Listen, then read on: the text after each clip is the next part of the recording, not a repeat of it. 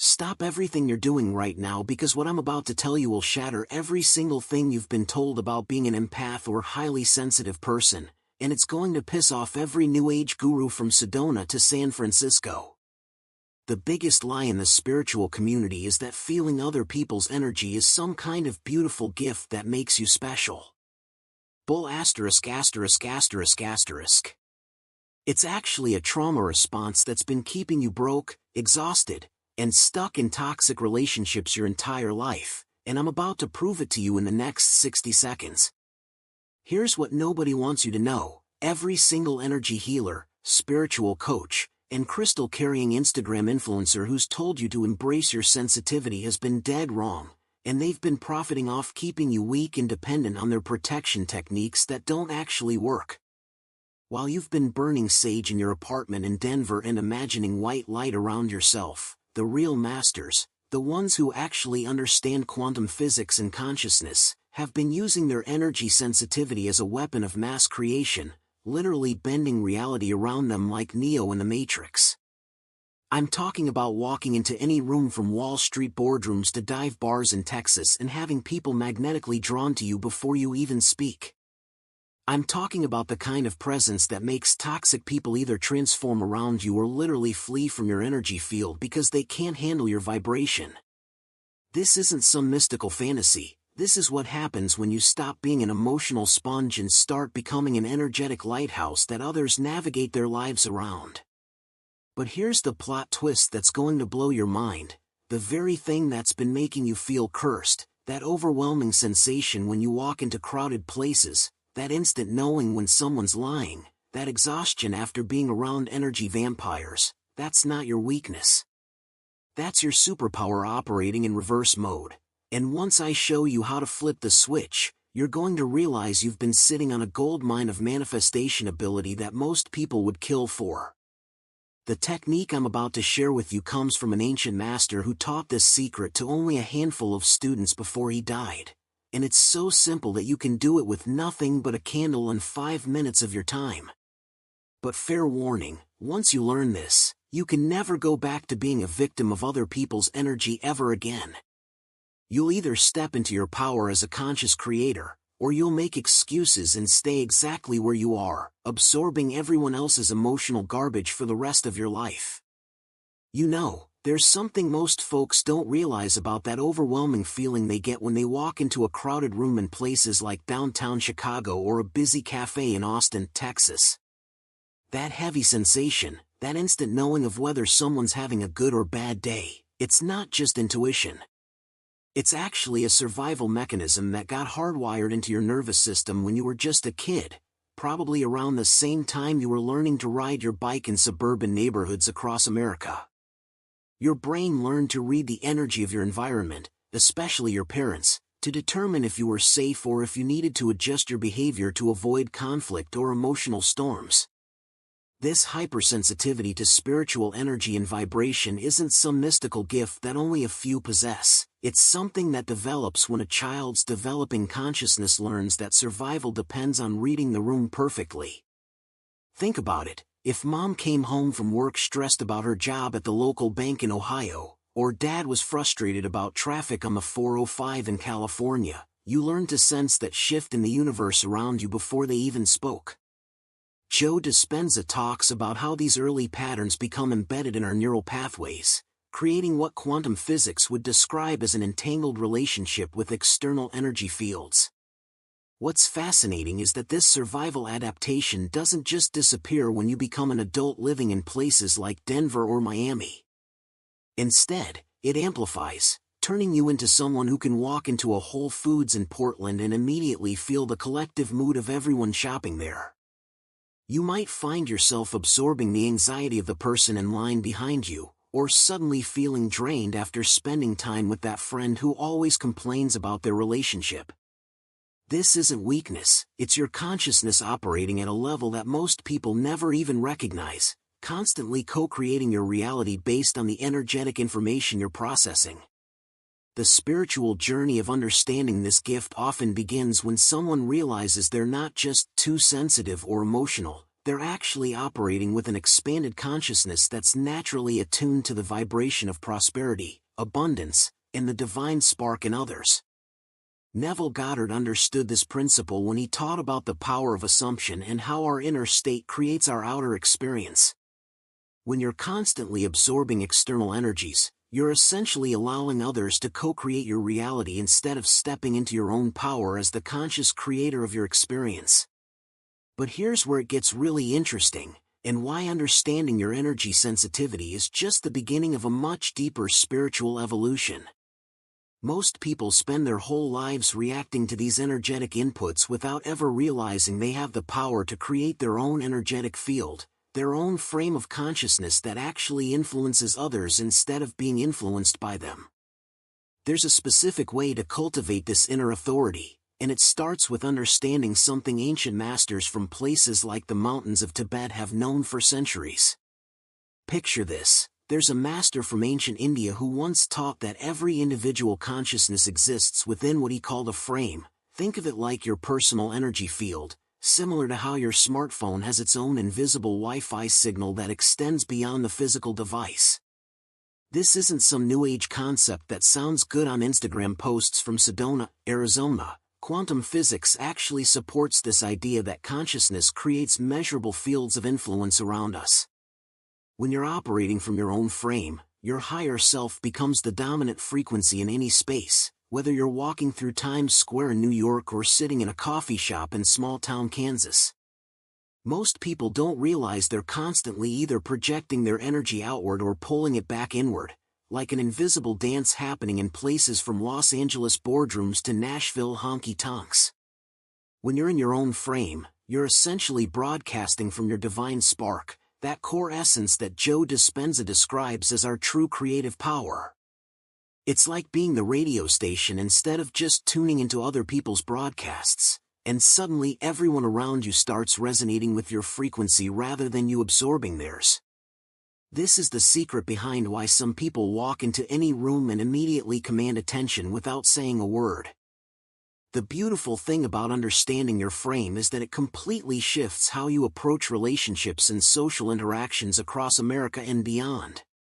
Instead of trying to read everyone else's energy to figure out how to behave, whether you're at a barbecue in Texas or a yoga class in Colorado, you become the energetic reference point that others calibrate to. Think about those people you know who just have that magnetic presence. They're not trying to impress anyone or say the right things. They're simply anchored in their own spiritual energy and allowing their authentic vibration to create reality around them. This concept connects directly to what Neville Goddard taught about living from the end. When you're truly in your frame, you're operating from that future version of yourself that has already achieved the prosperity and abundance you desire. Your consciousness becomes like a lighthouse on the coast of Maine, steady and unwavering, while others are drawn to your beacon of spiritual evolution. You stop chasing external validation because you're generating your own sense of worth from within, and paradoxically, this is when people become magnetically attracted to your energy. But knowing about your frame intellectually is different from actually cultivating it, and there's a specific practice that can help you strengthen this energetic boundary in just a few minutes each day. It's so simple that you can do it anywhere, whether you're in your apartment in Chicago or your house in the suburbs of Phoenix. And it involves working with one of the most ancient symbols of consciousness expansion that humans have used for thousands of years. Here's where the rubber meets the road. As they say in Detroit, you're going to learn a technique so simple that your grandmother could do it while watching her evening shows, yet so powerful that it can completely transform how you show up in the world. All you need is a single candle. Doesn't matter if it's a fancy one from Yankee Candle or a basic white taper from the dollar store in any town across America. Light that candle and sit comfortably about 3 feet away from it, whether you're in your living room in Seattle or your bedroom in Atlanta, and prepare to tap into what quantum physics describes as the fundamental duality of consciousness.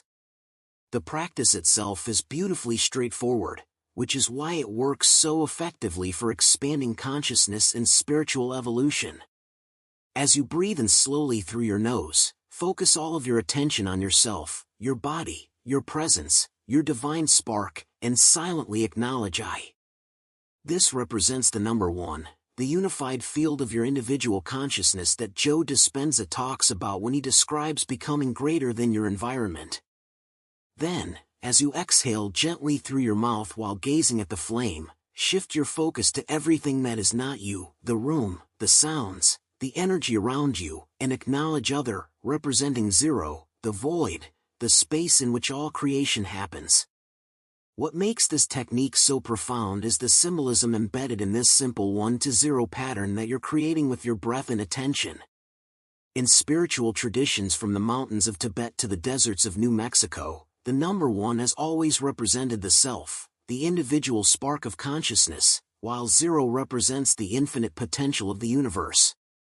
When you practice this rhythm, 1 on the inhale focusing inward, 0 on the exhale acknowledging outward, you're literally training your nervous system to distinguish between your energy and everyone else's energy, creating clear boundaries in your spiritual journey. The beauty of this candle meditation is that anyone can do it, whether you're a busy parent in suburban Minneapolis or a college student in a dorm room in Boston. You don't need years of meditation experience or expensive equipment. Just 5 to 10 minutes of this practice daily will begin to strengthen your energetic frame in ways that will surprise you. As you continue this pattern of breath and focus, you'll notice that your ability to maintain your own vibration in challenging environments starts to improve dramatically, like developing a muscle you never knew you had. After just a week or 2 of consistent practice, something remarkable begins to happen that goes far beyond the meditation cushion.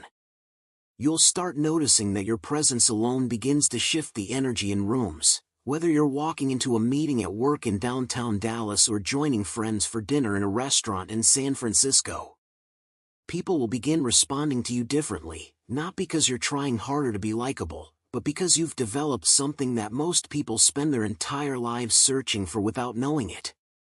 What you've just tapped into through that simple candle practice is something that most people chase their entire lives without ever finding: authentic magnetic presence that draws others to you like moths to a flame, whether you're networking at a conference in Las Vegas or simply grocery shopping in your hometown in Ohio. The secret that Neville Goddard understood, and what quantum physics now confirms, is that your energetic presence communicates far more powerfully than any words you could ever speak. When you're anchored in your own frame, operating from your higher self, people feel it on a subconscious level before you even open your mouth, creating an instant sense of trust and attraction that transcends normal social dynamics. Here's the paradox that blows most people's minds when they first discover it: the less you try to impress others, the more magnetically attractive you become. Think about those individuals you've met, maybe at a coffee shop in Portland or a bookstore in Austin, who just had this effortless charisma that made you want to be around them. They weren't performing or putting on an act. They were simply comfortable being themselves, radiating that divine spark from within. This is what happens when someone has developed their spiritual energy to the point where they're no longer seeking external validation but instead generating their own sense of worth from their connection to the universe. The transformation in how people respond to you can be almost startling once you begin operating from this authentic space of expanded consciousness. Suddenly, conversations flow more naturally whether you're at a dinner party in Chicago or a business meeting in downtown Los Angeles. People start opening up to you more readily, sharing things they normally wouldn't share with someone they just met. This isn't manipulation or some kind of social trick, it's the natural result of your vibration creating a safe space where others feel permission to be genuine as well, co-creating moments of real connection in a world that's often superficial. What Joe Dispenza teaches about becoming greater than your environment applies perfectly here. When you're grounded in your own energetic frame, you stop being reactive to other people's moods, opinions, or energy levels.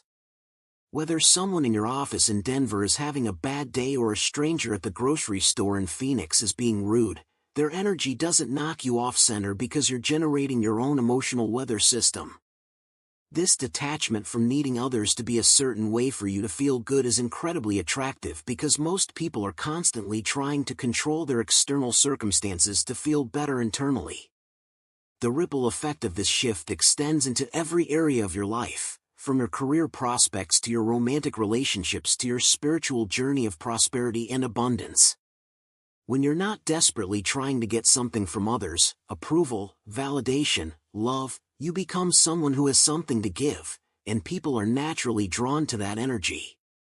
But there's one final piece to this puzzle that most people miss, something that goes deeper than just developing presence and has to do with why we hold on to things, people, and situations that no longer serve our evolution. Let me share something that might sound familiar. Imagine you're cleaning out your apartment in Brooklyn or your house in suburban Denver, and you come across an old red marker that's been sitting in a drawer for years. Logic tells you it's just a dried-up writing utensil that you should throw away, but something inside you hesitates. Maybe your grandmother gave it to you before she passed, or it was the marker you used to sign your first lease, or it reminds you of that art project you did with your kids when they were little. Suddenly, this simple object becomes emotionally charged, not because of what it is, but because of the story your consciousness has woven around it, and this is exactly what happens with relationships, jobs, and situations that we know we need to release for our spiritual evolution. The difficulty in letting go, whether it's a toxic relationship, a dead-end job at that company in Phoenix, or old beliefs about money and abundance, rarely has anything to do with the actual thing itself. What quantum physics and spiritual teachers like Neville Goddard have shown us is that our attachment is to the emotional story we've created around these external circumstances. Your higher self knows that clinging to that marker won't bring your grandmother back, just like staying in that relationship that drains your spiritual energy won't somehow transform the other person into who you need them to be, but your nervous system is still running old programs from your past. This is where the real work of consciousness expansion begins. And it's something that Joe Dispenza talks about extensively in his research on breaking free from past emotional patterns. Every time you choose to hold on to something because of its emotional story rather than its actual value in your current reality, you're essentially asking the universe to keep you stuck in the past instead of open to the prosperity and abundance that's waiting for you in the future. That job in Chicago that you hate but won't leave because it's safe, or that friend who always brings drama into your life but you keep around because you've known them since college, these are all emotional markers disguised as external circumstances. The breakthrough comes when you realize that your divine spark, that core essence of who you truly are, doesn't need any external object, person, or situation to validate its worth. When you can look at that red marker and appreciate the memory it represents while still throwing it away because it no longer serves your present moment, you're demonstrating the kind of emotional mastery that allows you to co-create your reality from a place of freedom rather than fear.